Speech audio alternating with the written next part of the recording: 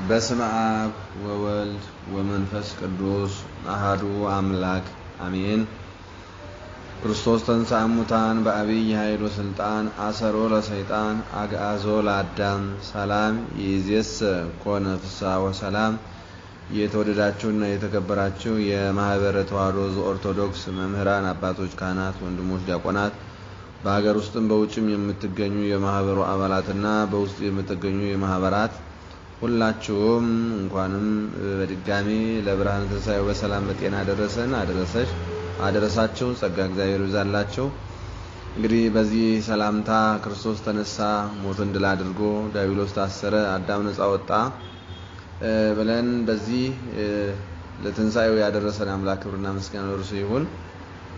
ዛሬ እንግዲህ ታላቅ ሐዋርያ ከ72ቱ አርድእት ቁጥሩ የሆነ ሐዋርያው ቅዱስ ማርቆስ ዓመታዊ ክብረ በዓሉ ነው። የዚህ ታላቅ ሐዋርያ በረከት ረድኤት ከሁላችን ጋር ይሁን። የምናስተምርበትን እዝነ ልቦና ለሁላችንም ያድለን። ወእሴፎ ለእግዚአብሔር ከመ እሙንቱ ይተአመኑ ከመ ሀሎሙ ይትነሱ ሙታን ወጻድቃን።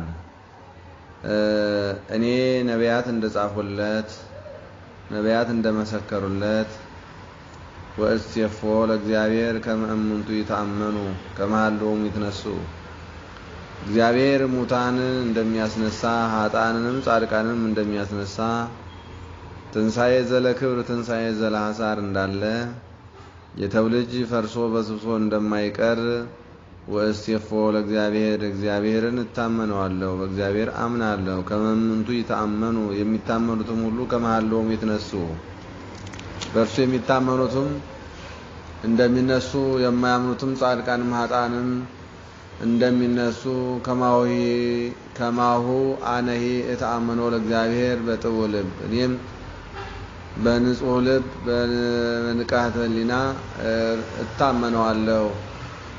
በቅድመ እግዚአብሔር ወበቅድመ ሰብ በኩሉ ጊዜ ነውር የሌላት ሕሊና ትኖረኝ ዘንድ ኃጢአት ሳልሰራ እግዚአብሔርን ሳላሳዝን እኖር ዘንድ በእግዚአብሔር ዘንድ መልካምን አደርግ ዘንድ እግዚአብሔር የሚወደውን አደርግ ዘንድ እነሆ ከማሁ አነሂ እተአመኖ ለእግዚአብሔር እግዚአብሔርን እታመነዋለሁ አለ ሐዋርያው ቅዱስ ጳውሎስ በዚህ በግብረ ሐዋርያት ምዕራፍ 24 ቁጥር 14 ላይ።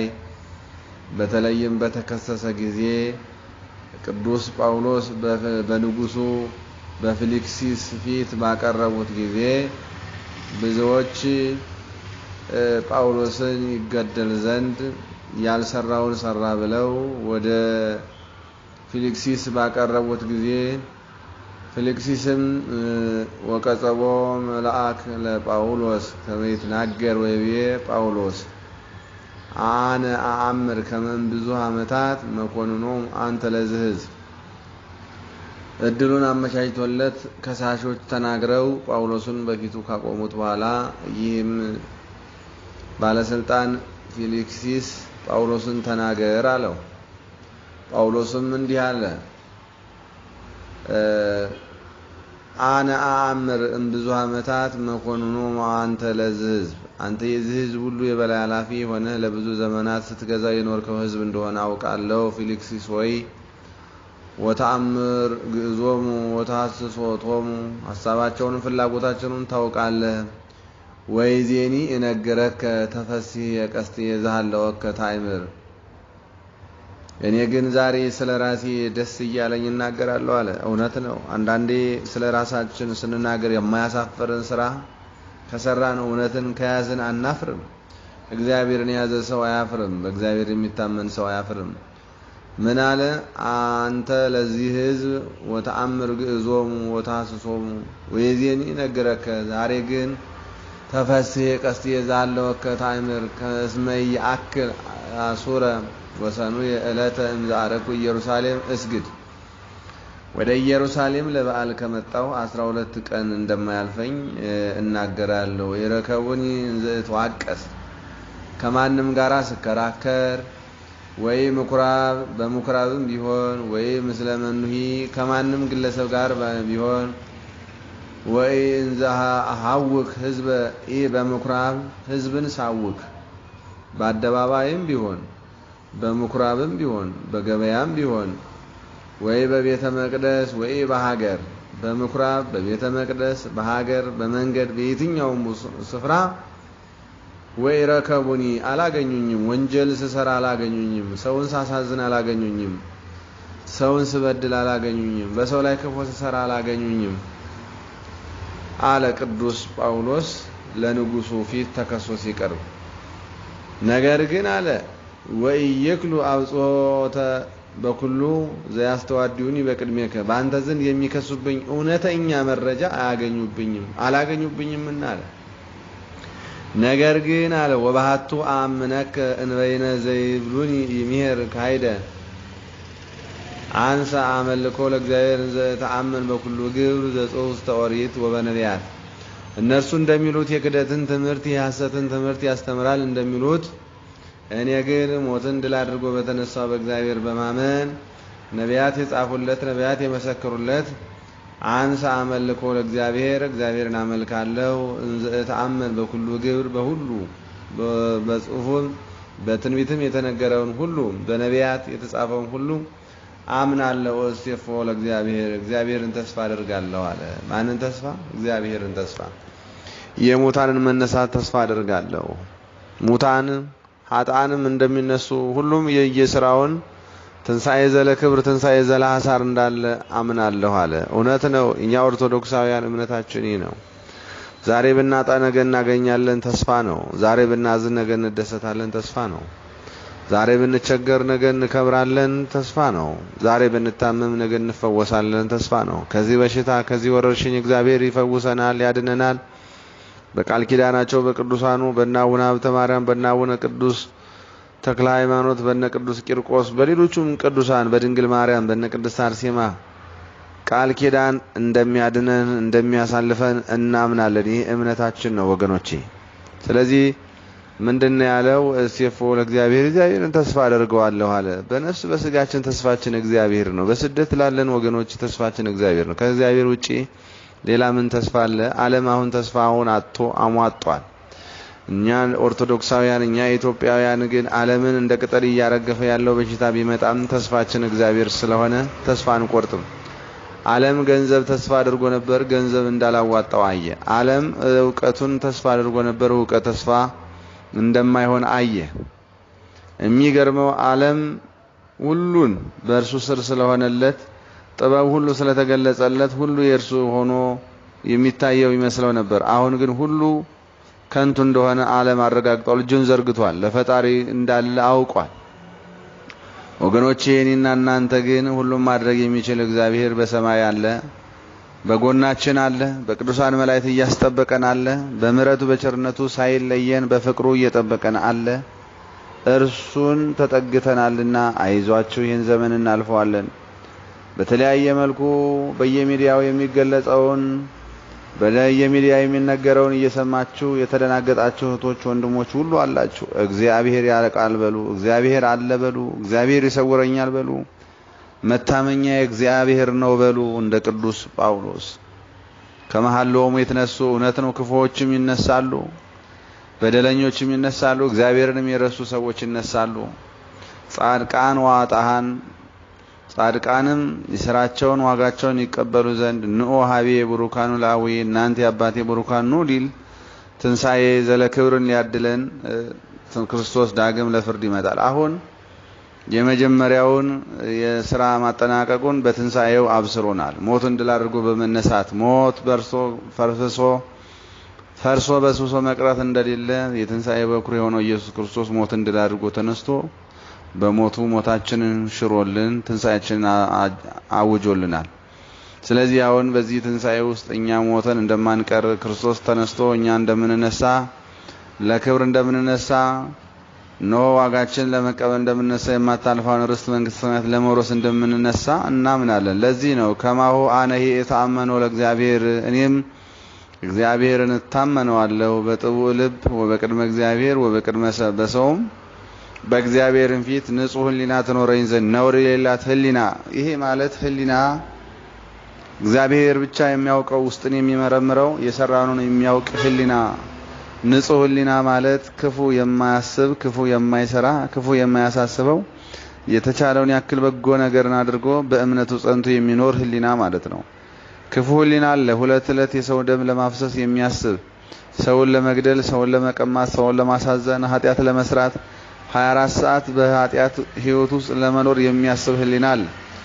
ንጹህ ህሊና ግን እግዚአብሔርን ማመስገን በቤቱ መኖር በሃይማኖት መጠንከር መጾምና መጸለይን ማዘውተር በጎ ስራን ማዘውተር በሃይማኖት መበርታትን ለተቸገሩ ሰዎችን መርዳትን ይሄ በጎ ህሊና ነው።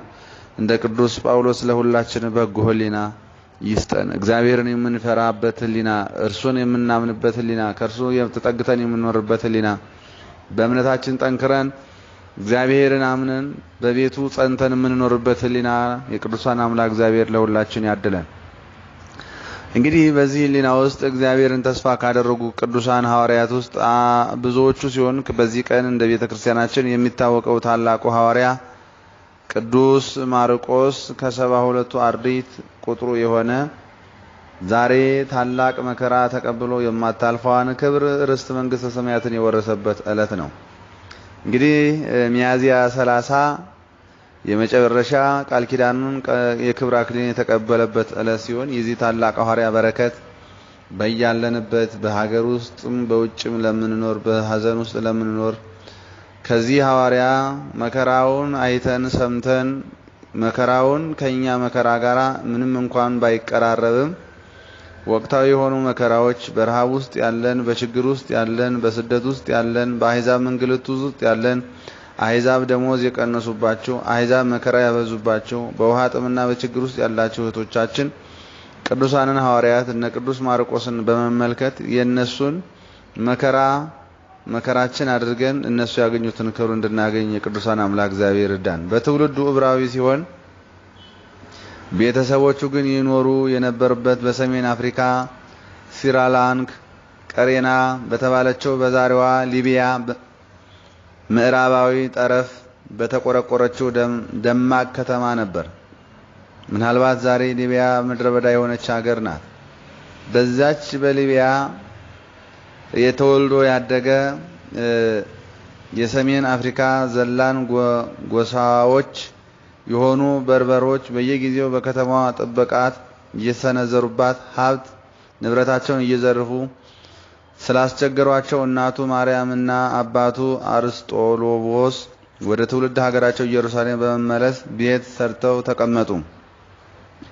እንግዲህ ለጊዜው የእንጀራ ጉዳይ የሰው ልጅ በተለያየ ሀገር ይኖራል። በተለይም እናት አባቱ በተቆረቆረችው ደማቅ ከተማ በዛሬዋ ሊቢያ በምትባለው ይኖሩ እንደነበረ እሱም በዛች ተወልዶ ያደገ እንደነበረ ነገር ግን ከድሮ ጀምሮ ዘላኖች የሚበዙባት ከተማዋን ድንገት እየመጡ ወረራ የሚካሄድባት ንብረታቸውን የሚዘርፉ ስላስቸገሯቸው እናቱ ማርያምና አባቱ አርስጦቦሎስ ወደ ትውልድ ሀገራቸው ወደ ኢየሩሳሌም ተመልሰው ያፈሯትን ገንዘብ ይዘው ዛሬ ጥንት አባቶቻችን እየተሰደዱ ነው የኖሩት ሃይማኖታቸውን ሳይቀይሩ ዛሬ እናንተ ከኢትዮጵያ ወጣችሁ እንጀራ ፍለጋ እንደወጣችሁት እነሱም አባት እናቱ ወደዚች ወደ ሊቢያ ሀገር የእንጀራ ፍለጋ ሄደዋል። ነገር ግን ማግኘት ማጣት አለና አንዴ ሲዘርፏቸው አንዴ ሲቀሟቸው ያለቻቸውን ይዘው ወደ ቅድስት ሀገር ወደ ኢየሩሳሌም ተመልሰው በዛ ቤት ቀልሰው ጎጆ ሰርተው በዚያ ተቀመጡ ይላል። ቅዱስ ማርቆስና ገና በልጅነቱ ኢየሩሳሌም ለመሄድ በመታደሉ በዚያን ዘመን ይሰጥ የነበረውን ትምህርት የማግኘት እድል ገጥሞታል። ምክንያቱም እናትና አባቱ ወደዚች ወደ ሊቢያ ሀገር ሲሄዱ ቅዱስ ማርቆስ ገና አልተወለደም። በዛች ከተማ ላይ ያለው ቅዱስ ማርቆስ ተወለደ። አዝለውት ወደ ኢየሩሳሌም አመጡት። ወደ ቅድስት ሀገር ሃይማኖት ወደሚነገርባት እግዚአብሔር ወደ ተወለደባት ድንቅ ስራው ወደ ተገለጸባት ወንጌል ወደ ተሰበከባት ምድር ወደ ኢየሩሳሌም መጥተው ቤት ቀልሰው ሲኖር ቅዱስ ማርቆስም በሕፃንነቱ ገና በዛው የኢየሩሳሌም የዕብራውያን ቋንቋዎች አሳምሮ ያውቅ ስለነበረ እነሆ ይሰጥ የነበረውን ትምህርት የማግኘት እድል ገጥሞት የላቲን እና የግሪክን የዕብራይስጥን ቋንቋዎችን አሳምሮ ያውቅ በመሆኑ ጌታችን መድኃኒታችን ኢየሱስ ክርስቶስ በይሁዳ አውራጃዎች እየተዘዋወረ ሲያስተምር ማርቆስ ገና ሕፃን ነበርና በምሴተ ሐሙስ ለሐዋርያት ወደ ከተማ ሂዱ፣ በማድጋ ውሃ የተሸከመ ጎበዝ ያገኛቸዋልና ተከተሉት በማለት ፋሲካን ሊያዘጋጁለት የመረጠውን ቤት እንደሚያሳያቸው የጠቆማቸው ወጣት ቅዱስ ማርቆስ መሆኑን የቤተ ክርስቲያን ሊቃውንት ይተረጉማሉ። ጌታችን መድኃኒታችን ኢየሱስ ክርስቶስ በምሴተ ሐሙስ ሐዋርያትን ወደፊታችሁ ሂዱና ራት የምንበላበት ቤት አዘጋጁ፣ ማን ያሳየናል፣ ማን ይነግረናል ስትሉ በሚሉት ሰዓት እሱን ስራ የተሸከመ ሰው ያሳያቸዋል ብሏቸው ነበርና እነሆ ያንን ሊያዘጋጁ የመረጡትን ቤት እንደሚያሳያቸው የጠቆማቸው ወጣት ቅዱስ ማርቆስ መሆኑን የቤተ ክርስቲያን ሊቃውንት ይተረጉማሉ።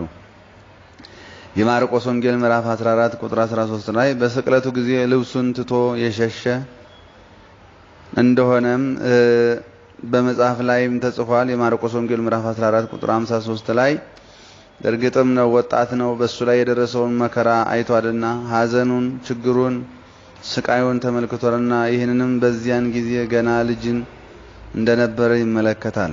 የማርቆስ እናት ማርያም በአውፍልያ ትባላለች። ቤቷን ለክርስቲያኖች መሰብሰቢያ የሰጠች ደግ ሴት በሐዋርያት ሥራ ምዕራፍ 12 ላይ ታሪኳ ተጽፎ የምናገኘው ደግ ሴት የመጀመሪያዋ ቤተክርስቲያን የተመሰረተችባት የመጀመሪያ ክርስቲያኖች የተሰባሰቡባት ቅዱስ ጴጥሮስ ታስሮ በእርሷ ቤት በተጸለየው ጸሎት ከእስራቱ የእግዚአብሔር መልአክ ሰንሰለቱን አራግፎ ወደ ቤቷ የገባላት እናት የዚህ የማርቆስ እናት ማርያም ባውፍልያ ናት። በመስቀሉ ስር ሄዳ የትብኪያ አንስት እናንተ ሴቶች ለኔ አታልቅሱ ተብሎ የስቅለት ሁለት ከተነገራቸው ሴቶች አንዱ የሱ እናት ናት።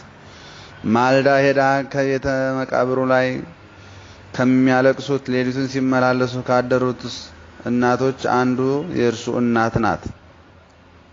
ሐዋርያትን ሰብስባ ያላትን ሰጥታ ቤቷን ከፍታ የእንግዳ ማረፊያ ያደረገች የመጀመሪያው የሐዲስ ኪዳን ቤተክርስቲያን የተመሰረተባት የማርቆስ እናት ማርያም ባውፍልያ ናት።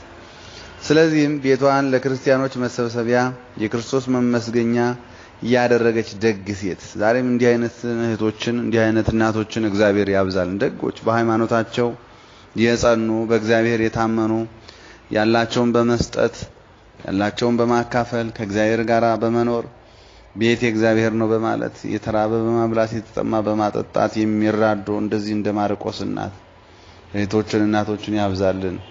የደግ ልጅ ደግ ነውና ቅዱስ ማርቆስ በሃይማኖቱ የበረታ በወንጌል የጸና በመሆኑ እነሆ በዛን ጊዜ ምንም እንኳን ወጣት ቢሆንም ቁጥሩን ከ72 አድርጎ ጌታ መድኃኔዓለም የቆጠረው የመረጠው በመጀመሪያ የሐዲስ ኪዳንን ቁርባን ለሐዋርያት ያቀረበላቸው በእርሷ ቤት የላይኛው ፎቅ ላይ ነበረ። ባለ 50 መንፈስ ቅዱስ ለሐዋርያት የወረደላቸው በእርሷ ቤት ተሰባስበው ሲጸልዩ ነበረ። እንግዲህ እቺ ሴት ምንኛ የታደለች ናት። ጌታችን መድኃኒታችን ኢየሱስ ክርስቶስ ሥጋዬ ይሄ ነው ደሜ ይሄ ነው ብሎ የቆረሰበት እንደውም 150ኛው ቀን እንዳለፈ በዓለ ጰራቅሊጦስ ማለት ነው ሐዋርያት በአንድ ልብ ሆነው ይላል። የግብረ ሐዋርያት ምዕራፍ 2 ላይ ሁሉም በአንድ ልብ ሆነው በጸሎት ይተጉ ነበር ይላል። ለካ የሚተጉበት ለጸሎት የእርሷ ቤት ነሯል። ሌሊት 24 ሰዓት የሚጸለይበት የቅድስት ማርያም ባውፍልያ ቤት ነበር፣ የነ ማርቆስ እናት ቤት። ደስ ይላል በእውነት የእግዚአብሔርን ቤተሰቦች ማስተናገድ፣ ሳይለዩ በኩልነት ያለውን አካፍሎ መኖር። ስለዚህም በእርሷ ቤት እነሆ በዓለ 50 መንፈስ ቅዱስ ለሐዋርያት የወረደላቸው በእርሷም ቤት ተሰብስበው ሲጸልዩ ነው። በርናባስ ለቅዱስ ማርቆስ አጎቱ ነው። የቅዱስ ማርቆስ አባት አርስጦሎቡሎስ በርናባስ በእናት የሚገናኙ ወንድማማቾች ናቸው። እንዲህ እግዚአብሔር የመረጣቸው እግዚአብሔር የወደዳቸው እንደዚህ ለሐዋርያነት አገልግሎት ከነመላ ቤተሰቡ የታደሉ ዘሮች የእግዚአብሔር ሰዎች የሆኑ ሰዎች እንዲህ ተመረጡ ሰዎች ንብረታቸውንም ሀብታቸውንም ሕይወታቸውንም ለክርስቶስ የሰጡ ሰዎች ማለት ነው። የቅዱስ ማርቆስ አባት እናት እንዲህ በመሆን እግዚአብሔርን ያገለገሉ ሲሆን ወንድማማቾች ናቸው ከበርናባስ ጋር አባቱ። ስለዚህም ቆላስይስ 4:10 ላይ የእነርሱ እህት ደግሞ ቅዱስ ጴጥሮስን ሰላጋት ቅዱስ ጳውሎስ አክስቱን ለመጠየቅ ሲሄድ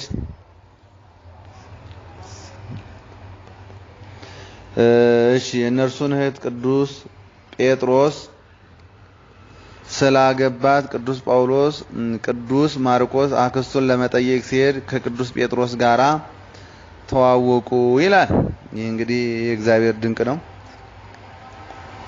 የቅዱስ ጴጥሮስ ሚስት የነበረችው የእነርሱ እህት ደግሞ ቅዱስ ጴጥሮስ ስላገባት ቅዱስ ማርቆስ አክስቱን ለመጠየቅ ሲሄድ ከቅዱስ ጴጥሮስ ጋራ ተዋወቁ ይላል። አንደኛ ጴጥሮስ ምዕራፍ 5 ቁጥር 13 ላይ ሐዋርያት ዓለሙን ዕጣ በዕጣ ተካፍለው ሲወጡ እግዚአብሔር ወደ ፈቀደላቸው መንፈስ ቅዱስን ከተቀበሉ በኋላ በ40ኛው ቀን ዓለምን በዕጣ ተካፍለው ጾምን ጾመው የሰኔ ጾምን ማለት ነው። ቅዱስ ማርቆስ በበርናባስ አቅራቢነት ለቅዱስ ጳውሎስ ጋራ በመጀመሪያ ጉዞ በ46 ዓመት ለስብከተ ወንጌል ወጥቶ ነበር ይላል ቅዱስ ማርቆስ። በሁለተኛ ጢሞቴዎስ ምዕራፍ 4 ቁጥር 4 ላይ ነገር ግን በጵንፊልያ ከተማ እናቴ ናፈቀችኝ ስላለ የሐዋርያት ሥራ ምዕራፍ 13 ቁጥር 13 በርናባስ ይዞ ወደ ኢየሩሳሌም ተመለሰ ይላል። የልጅነት እናቱ ያሳደገች እናቱ ናፈቀችኝ ስላለ በጵንፊልያ ከተማ እናቴ ናፈቀችኝ ስላለ በበርናባስ ተይዞ ወደ ኢየሩሳሌም ተመለሰ ይላል። ከዚያም በኋላ የኖረው ከሐዋርያው ከቅዱስ ጴጥሮስ ጋር ነው። ከቅዱስ ጴጥሮስ ጋርም በታናሿ እስያ አድርገው እስከ ሮም ድረስ ሰብከዋል። በመጨረሻም በ60 ዓመት ወደ ሰሜን አፍሪካ መጣ። በአባያ ዴልታ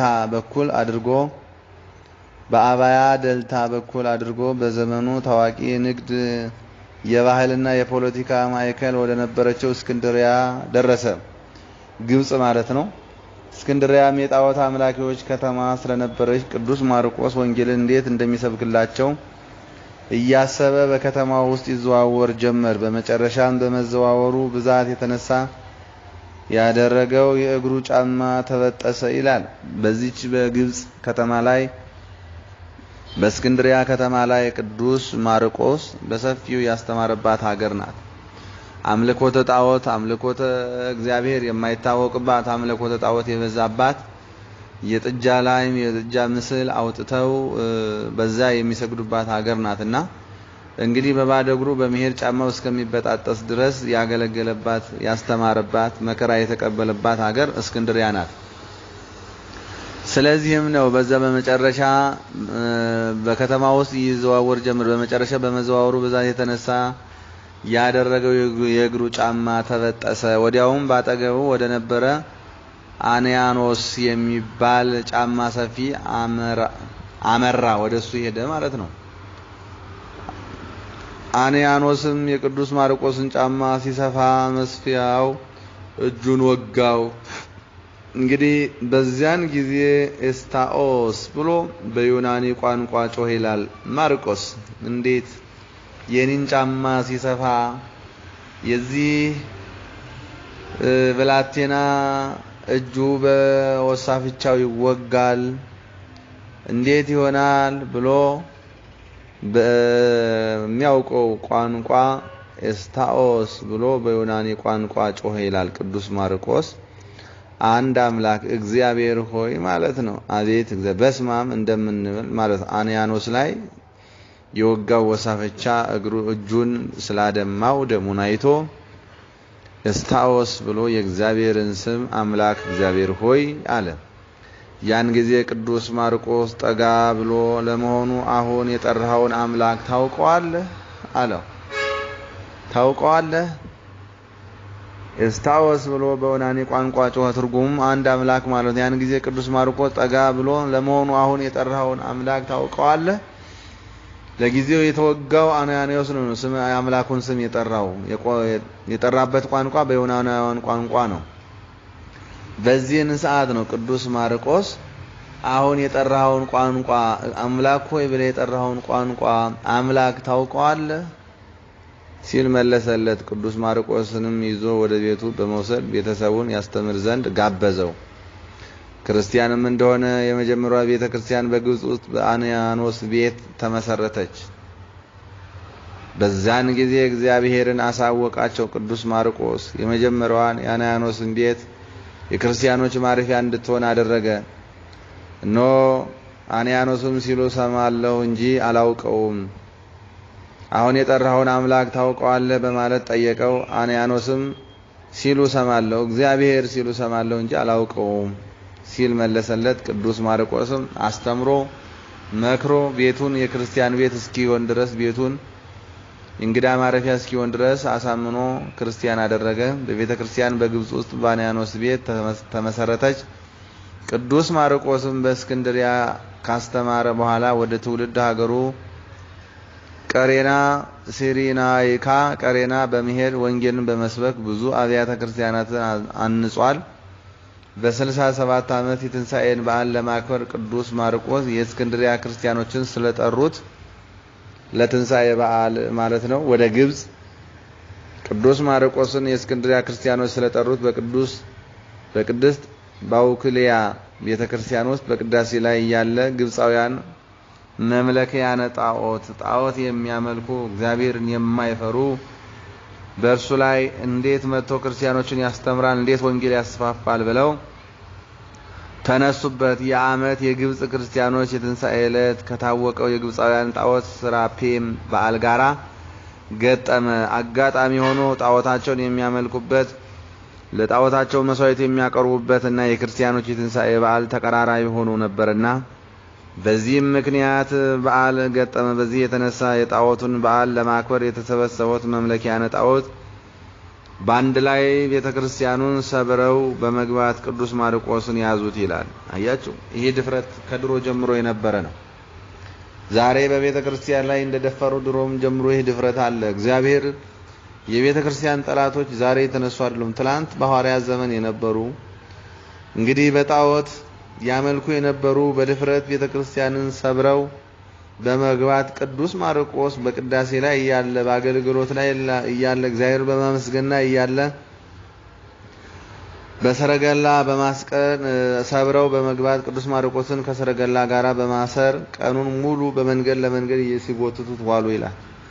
አንተ አይደለ ክርስቲያኖችን የምታስተምር፣ አንተ አይደለ ክርስትናን የምታስተዋውቅ፣ የእኛን ሃይማኖት የምታቀል እያሉ በአስፋልት ላይ በበሬ ጠምደው በገመድ ጎትተው ሚያዝያ 30 ቀን በዚህ ዕለት በዛሬው ቀን ስጋው በአስፋልት እየተቆራረጠ ስጋውን ለማቃጠል እንጨት ሰብስበው እሳት ለያዙ ሲሉ ኃይለኛ ዝናብ ዶፍ ወረደ። በዚህን ጊዜ አረማውያን ዝናቡን ሸሽተው ወደ ቤታቸው ተበተኑ። የእስክንድርያ ምዕመናን ስጋውን ደብቀው ለመውሰድ በቅድስት ባውክሊያ ቤተክርስቲያን አሳረፉት ይላል። እንግዲህ በአስፋልት ጎትተው አሰቃይተው ገለው በዛሬው ቀን ያረፈበት ዕለት ነው። ስጋውን ለማቃጠል እንጨት ሰበሰቡ። እሳት ሊይዙ ሲሉ ኃይለኛ ዝናብ መጣ። ያነደዱትን እሳት ዝናቡ አጠፋው። ቅዱስ ማርቆስ በተለያየ ስቃይ በመከራ በድንጋይ ተቀጥቅጦ በአስፋልት ተጎትቶ በሰማዕትነት በዛሬው ቀን ያረፈበት ዕለት ነው። የዚህ ቅዱስ ታላቅ ሐዋርያ በረከት ረድኤት ከሁላችን ጋር ይሁን። በቅድስት ባውክሊያ ቤተክርስቲያን ባሳረፉት በ820 ዓመት ነጋዴያን አጽሙን ሰርቀው በመውሰድ በከተማቸው በሳን ማርቆስ ቤተክርስቲያን አስቀመጡት። ከወንጌላዊ መካከል የመጀመሪያ ወንጌል የጻፈ ቅዱስ ማርቆስ ነው። ከጥንት ዘመን ጀምሮ የቤተክርስቲያን አበው ቅዱስ ማርቆስ የጻፈው የቅዱስ ጴጥሮስን ወንጌል መሆኑን ተናግረዋል። በ140 ዓመት የነበረው ከሐዋርያው አበው ቅዱስ ፓፒያስ እንደገለጸው ቅዱስ ማርቆስ የቅዱስ ጴጥሮስ ቃል በመቀበል ወንጌሉን ጽፏል። የቅዱስ ማርቆስ ወንጌል ከወንጌሉ ሁሉ አጭር ወንጌል ነው። 16 ምዕራፎችን የያዘና 661 ቁጥሮች ይዟል። ከተረካ ይልቅ ድርጊቶቹ አከታትሎ ያስቀምጣቸዋል። የሐዋርያው ቅዱስ ማርቆስ ረድኤት በረከት በስደት ላለን፣ በሀገር ውስጥ ላለን፣ በጭንቅ ላለን፣ በመከራ ላለን እሱ ስለ ቅድስት ተዋሕዶ ሃይማኖቱ ብሎ ስለ ክርስትና ስለ ሃይማኖት ብሎ ክርስቲያኖችን ከጨለማ ለማውጣት ብሎ ወአነ እሴፎ ወስየፎ ለእግዚአብሔርን ተስፋ አደርጋለሁ የሙታንን መነሳት ተስፋ አደርጋለሁ ጻድቃንን በክብር ለገነት ኃጥአንን ለሲኦል የፈርዶ የሚፈርድ ጌታ አለ እያለ በሚያስተምርበት ሰዓት ብዙዎች አንገላተው በአስፋልት ጎትተው በፈረስ ጎትተው በበሬ ጠምደው ስቃዩን ሁሉ ተቀብሎ ስለ ክርስቶስ መከራውን ተቀብሎ መኑ ያድገነ ፍቅሮ ለክርስቶስ ከክርስቶስ ፍቅር የሚለየኝ የለም መራብ መጠማት መገፋት ሰይፍ ረሃብ ስደት ሁሉ ከክርስቶስ ፍቅር ሳይለየው እስከ መጨረሻ በመጽናት በዛሬው ቀን የማታልፈውን የክብር አክሊልን ተቀዳይቶ መንግስተ ሰማያትን ወርሷል። ቅዱስ ማርቆስ በረከተ ረድኤት ጽናት ለሁላችንም ይድረሰን።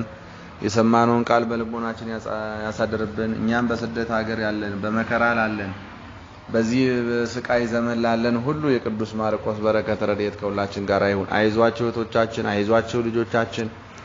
ይህ መከራ የመጨረሻው ክርስቲያኖችን እንደ ወንፊት የሚያበጥርበት እውነተኞች የሚለዩበት እግዚአብሔርን የሚያውቁና የማያውቁ ሰዎች የሚለዩበት ገንዘብ ከንቱ የሆነበት ዕውቀት ከንቱ የሆነበት ጥበብ ከንቱ የሆነበት ጥበብ ፍልስፍና ስፔሻሊ የተባሉ ዶክተሮች ተመራማሪዎች ፓስተሮች ሁሉም በዚህ ምድር ላይ አሉ የተባሉ ሁሉ ፕሮፌሰሮች ከንቱ ሆነው እግዚአብሔር የከበረበት እግዚአብሔር ኃይሉ ክንዱን ያሳየበት ዘመን ነውና በቅዱሳኑ ተማጽናችሁ በተለያየ ጭንቅና ሐዘን ውስጥ ያላችሁ እና አቡነ ሀብተ ማርያም እና ቅዱስ ቂርቆስ እና ተክለ ሃይማኖትን ተማጽናችሁ በዚህ ወረርሽኝ እንዳንያዝ እግዚአብሔር ይጠብቀን እያላችሁ ተማጽናችሁ ካላችሁበት ሐዘንና ጭንቅ እግዚአብሔር ለቅድስት ሀገር ለኢትዮጵያ ያብቃችሁ። በተለያየ መልኩ በየማህበራት ላይ የምታደርጉትን ስጦታችሁ ይህንን መቅሰፍት የሚያሳልፋችሁ ይሁን። በተለያየ ማህበራት ላይ በተለየ ታላቁ ማህበራችን በማህበረ ተዋሕዶ የምታደርጉት መንፈሳዊ ልገሳ የበረከት ስራ ሁሉ በተለያዩ ሀገር አሁን በጭንቅ ላሉ በመከራ ላሉ የሚበሉት የሚጠጡት ላጡ ወገኖቻችን ደርሳችሁ በእናንተ አማካኝነት በተለያየ ማህበር ላይ የተሰበሰበውን በአራቱ ማዕዘን በየጉባኤ ቤቱን በየመንደሩ በየቤቱ የወደቁትን ወገኖችን ሁሉ የእናንተ ላብ አለበትና ይህንን ድካማችሁን ላባችሁን እግዚአብሔር ተመልክቶ ከዚህ መቅሰፍት ከዚህ መከራ ይሰውረን ይሰውራችሁ። የአሕዛብን ልብ ያራራላችሁ። ደሞዝ የተቀነሰባችሁ ችግር ውስጥ የወደቃችሁ ከቤት ወጣችሁ በአንድ ቦታ ተሰብስባችሁ በረሃብና በችግር ውስጥ ያላችሁ ሁሉ የእግዚአብሔር ቸርነት የድንግል ማርያም እናትነት ጠባቂነት የመላእክት ጠባቂነት የቅዱሳን ተራዳኢነት የቅዱሱ አባታችን ቃል ኪዳናቸው ጣናቸው ሎሚያቸው መድኃኒት የሆነ የአቡነ ሀብተ ማርያም የቅዱስ ቂርቆስ ቃል ኪዳን ሁሉ ተለይቶ ጠግፎ ለቅድስት ሀገር ለኢትዮጵያ ያብቃችሁ። ሰላም ሁኑ፣ በርቱ። እግዚአብሔር ጸጋውን ክብሩን ያድላችሁ። ቅዱስ ቂርቆስ ቅዱስ አባታችን አቡነ ሀብተ ማርያም ይጠብቋችሁ። ቃል ኪዳናቸውን ተማጸኑ፣ ከዚህ መቅሰፍት ይሰውሯችሁ። ቅዱስ ማርቆስ በቃል ኪዳኑ ካላችሁበት ቦታ ደርሶ ይባርካችሁ። ሰላም ዋሉልኝ።